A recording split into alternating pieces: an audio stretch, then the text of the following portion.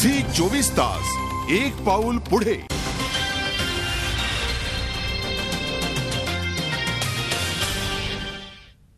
आणि आता एक एक्सक्लुझिव्ह बातमी। 1971च्या पाकिस्तान युद्धात महत्त्वाची कामगिरी बजावलेल्या एकेकाळी भारतीय नौदलाची शान असलेल्या INS विक्रांत या विमानवाहू युद्धनौकेचं भवितव्य अंधारात आहे। नौदल आता ही युद्धनौका नौदल भंगारात काढण्याच्या विचारात असल्याची धक्कादायक माहिती समोर येते। 1997 मध्ये नौदलाच्या सेवेतून निवृत्त झालेल्या युद्धनौकेचं म्युझियममध्ये रूपांतर करण्यात आलं। मुंबईत नौदलाच्या डॉकमध्ये उभी असलेली ही युद्धनौका समुद्राच्या पाण्यामुळे गंजत चालली आहे। आता ही युद्धनौका दुरुस्तीच्या पलीकडे गेल्याचं नौदलाचं म्हणणं आहे।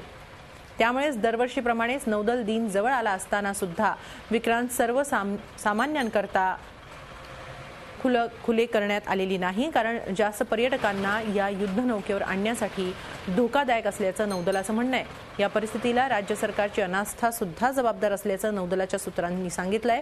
1997 पासून आतापर्यंत या युद्धनौकेचं कायमस्वरूपी म्युझियम तयार करण्यात किंवा विक्रांतला नवीन जागा देण्यात राज्य सरकार अपयशी ठरलंय। त्यामुळे नौदलाच्या डॉकमध्ये विक्रांतला उभं करणं कठीण जात आहे, कारण 20,000 टनपेक्षा जास्त वजनाची विक्रांत झालेली आहे। त्यामुळे ही जागा नाहक अडली जाते। अनेक युद्धनौकांना तळाबाहेर उभं राहावं लागतंय। त्यामुळेच नौदल दुरुस्ती पलीकडे गेलेल्या विक्रांतला भंगारात काढण्याचा विचार करत आहे।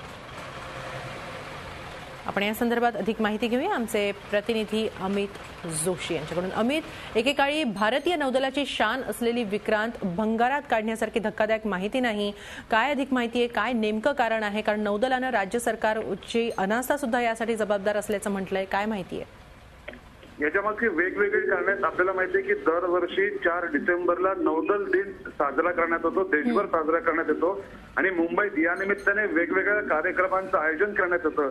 आणि त्याचाच एक भाग म्हणून ही विक्रांत युद्धनौका सर्वांकरता खुली ठेवण्यात आलेली नाही। याचं कारण नौदलाने असं सांगितलेलं आहे की या युद्धनौकेवर जास्तीत जास्त पर्यटक येऊ शकतात, येतात दरवर्षी, तेव्हा हा सगळा भार सहन करण्याच्या पलीकडे ही युद्धनौका गेलेली आहे आणि दुरुस्ती पलीकडे ही युद्धनौका गेलेली आहे।